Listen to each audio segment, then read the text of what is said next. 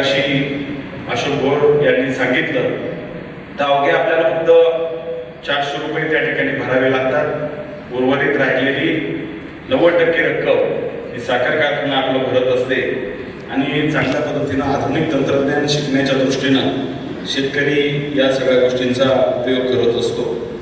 आज कडलक साहेब तुम्ही वेळात वेळ काढून आपण या ठिकाणी आलात। आज आहे उद्या तुम्ही कळवला आहे। 2 दिवस या तालुक्यामधील असलेल्या सर्व शेतकऱ्यांना चांगलं मार्गदर्शन करण्यासाठी तुम्ही उपस्थित आहात। आपले सगळे सहकारी या निमित्ताने वेळात वेळ काढून उपस्थित आहात त्या सगळ्यांचं मी पुन्हा एकदा मनापासून स्वागत करतो। मी अगदी साहेबांच्या शेजारी बसलो होतो त्यामुळं साहेबांच्या मोबाईलवर आलेले बरेचसे फोन किंवा हे मी बारकाईने पाहत होतो। आता साहेब इथून उठून या बाजूच्या रूममध्ये गेले त्यावेळेस जयंत पाटील साहेबांचा त्यांना फोन आला होता। त्यांनी सांगितलं मी आज वळसे पाटील साहेबांच्या कारखान्यावर आहे, 2 दिवसामध्ये इकडचे सगळे सेमिनार उरकेल आणि वाळव्याला पण मी 2-3 दिवस त्या ठिकाणी येऊन त्या ठिकाणी शेतकऱ्यांना मार्गदर्शन करेल। महाराष्ट्रातले असे निवडक साखर कारखाने जे शेतकऱ्यांच्या हिताच्यासाठी चांगल्या पद्धतीनं काम करत आहेत। त्या ठिकाणी शाहू कागल गाडगे पाटलांचा कारखाना आहे, आपल्या गणपत दादांचा कारखाना, दत्त शिरोळ कारखाना आहे, जयंत पाटील साहेबांचा वाळवा राजाराम बापू कारखाना आहे आणि आपण सगळ्या चांगल्या पद्धतीची कामगिरी भीमाशंकर कारखान्याच्या माध्यमातून आपण सर्व शेतकऱ्यांसाठी करत असतो। प्रोग्राम संपूर्ण तालुक्यामध्ये राबवत असताना मला निश्चित आपल्याला एक गोष्ट सांगायची की या सगळ्या गोष्टींची सुरुवात भीमाशंकर सहकारी साखर कारखान्यावर अगदी कारखान्याच्या गेटला लागून असलेल्या 11 एकर क्षेत्रावर आंबा लागवड त्या ठिकाणी करण्यात आलेली आहे।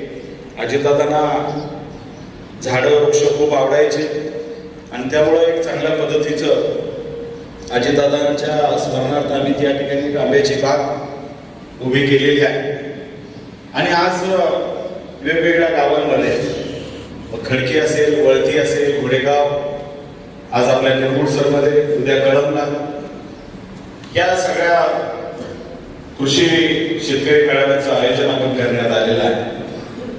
आपल्या सगळ्या मान्यवर मंडळींनी इतकंच विस्तृत अशा पद्धतीनं आपल्या सगळ्यांना मार्गदर्शन केलंय। विशेष करून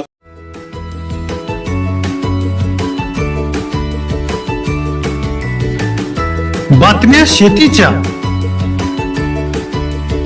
बातम्या मातीच्या, बातम्या अन्यायाच्या, गुन्हेगारीच्या,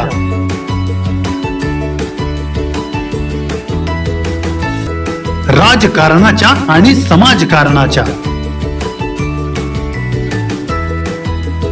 शोषणाविरुद्ध बुलंद आवाज, जनसामान्यांच्या हुंकाराची गाज, सत्कार्याला प्रोत्साहन, दुष्कृत्याला अनुशासन, निर्भीड, निस्पृह, सडेतोड, बेधडक आणि रोखटोक म्हणजेच विघ्नहर टाइम्स, शोध बातमीचा, ध्यास सत्याचा।